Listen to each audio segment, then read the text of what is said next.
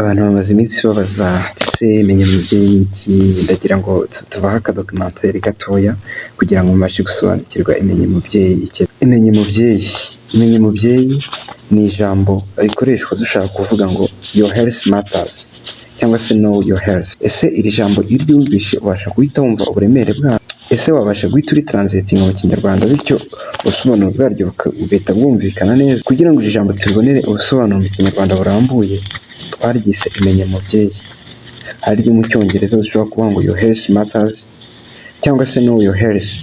Ibinyamakuru bitandukanye byaryanditseho nka The New Times babyandika neza cyane, baravuga ngo Imenye Umubyeyi can be translated as know your health, kuko izina ryiswe hagendeye ku cyo rihagarariye ndetse n'icyo rikora. Imenye Umubyeyi ni umushinga ugamije gufasha abaturarwanda ndetse n'isi yose muri rusange kubona amakuru ku buzima ndetse na serivisi z'imyororokere binyuze mu biganiro bitangwa imbonankubone ndetse no ku mbuga nkoranyambaga. Imbuga nkoranyambaga uyu mushinga wifashisha harimo nka YouTube, Facebook, Twitter, Instagram.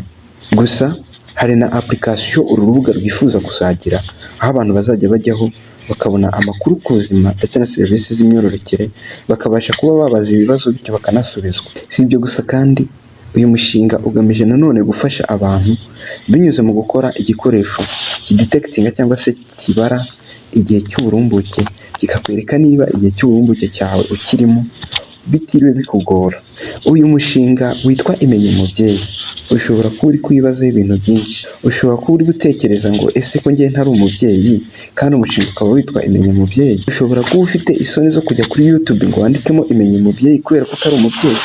Niba ufite iryo pfunwe ryose shira impumu, kubera ko Imenye Umubyeyi ni imvugo yagutse itavuga ku babyeyi gusa ahubwo ivuga ku bantu bose muri rusange, kuko nk'iriya mvugo yavuzwe na The New Times mu rurimi rw'icyongereza ivuga ngo know your health, mu by'ukuri turamutse tugenekereje mu kinyarwanda twavuga yuko ari menya ubuzima bwawe. Imenye Umubyeyi ni imvugo yiyubashye ihagarariye iri jambo menya ubuzima bwawe, ariko kubera ko ari imvugo yagutse ivuga ku bantu bose twayise Imenye Umubyeyi. Bityo rero urubyiruko, abasore, abagabo, abana, abasaza, abakecuru bose barisanga muri uru rubuga. Ushobora gukoresha ubwonko bwawe ugatekereza ugahita wibwira ibyo Imenye Umubyeyi ikora. Ese Imenye Umubyeyi bakora iki? Ese ibintu bakora byaba bifite umumaro ku buzima ndetse na serivisi z'imyororokere? Ese Imenye Umubyeyi yabigiye guhindura ubuzima bwacu, aho tutazongera kubyara indahekana,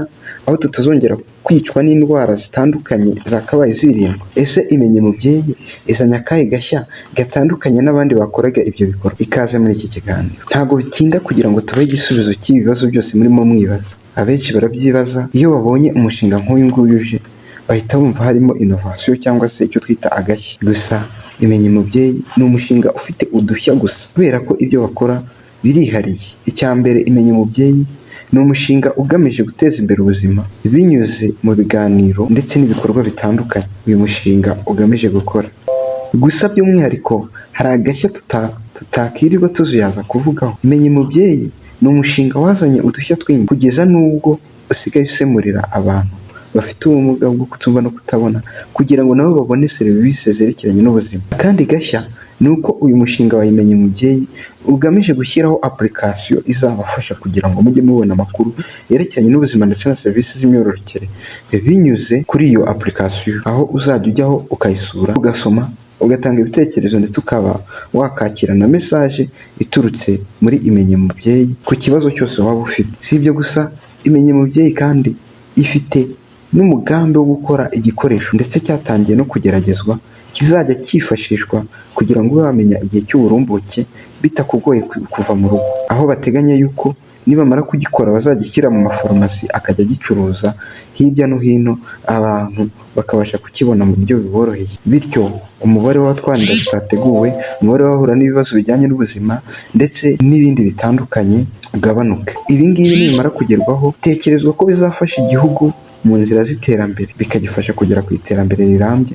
Kubw'ubushobozi uyu mushinga wa Imenye Umubyeyi ufite budahagije cyane, watangije gahunda yo kumurika umushinga wayo ahantu hatandukanye. Ahangaha twavuga nk'ahitwa muri Innovation Hub cyangwa se African Center for Energy and Sustainable Development. Harimo imishinga itandukanye ndetse na Kaminuza y'u Rwanda, aho abanyeshuri bo muri kaminuza ndetse n'abarangije muri iyi Kaminuza y'u Rwanda bamurika imishinga, bityo bagahuzwa n'aba investors cyangwa se abaterankunga n'abafatanyabikorwa, bityo kugira ngo umushinga wabo ubashe gushyirwa mu bikorwa. Ahandi ni nk'aho twita iAccelerator phase ya 4. Uyu mushinga wa Imenye Mubyeyi wagiye muri iyi phase y'irushanwa wa iAccelerator kugira ngo ubashe kuba wabona abafatanyabikorwa ndetse n'inkunga zawufasha gukomeza gukorana imbaraga ndetse no kugera ku ntego zayo vuba.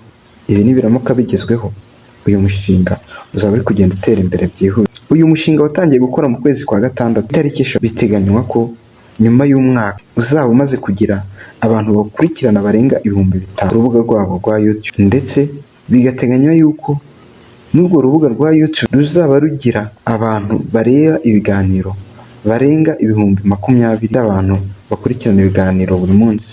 Biteganywa ko uyu mushinga wa Imenye Mubyeyi uzajya ubasha kugera muri buri murenge mu myaka iri imbere. Biteganywa ko uzagira abavolonteri ndetse n'abandi bantu bawufasha mu gutanga ibyo biganiro. Uzakoresha uburyo butandukanye, harimo gukoresha amakirishi ku bigo nderabuzima, ku mashuri ndetse n'ahandi hahurira abantu benshi, kugira ngo babashe kubona amakuru ku buzima ndetse na serivisi z'imyororokere. Uyu mushinga uzakorana n'abantu batandukanye, harimo abarezi, abaganga, inzego za leta, iz'umutekano n'izindi nyinshi zigiye zitandukanye. Uyu mushinga wifuza kandi gukorana n'amasosiyasiyo atandukanye. Uyu mushinga wa Imenye Mubyeyi abantu bamaze kumenya ko ari mwiza, bamaze kumenya agaciro kawo, ibinyamakuru bimwe byatangiye kuwandikamo, hariho nka The New Times ndetse na Tarifa, banditse cyane cyane ku bijyanye na innovation cyangwa se agashya uyu mushinga wazanye wo gusobanurira abafite ubumuga bwo kutumva no kutavuga ndetse n'ubukomatanyije kutumva no kutabona amakuru ndetse n'imyororokere. Ukimara kumva iyi nkuru, ndizera wasobanukiwe neza icyo Imenye Mubyeyi igamije.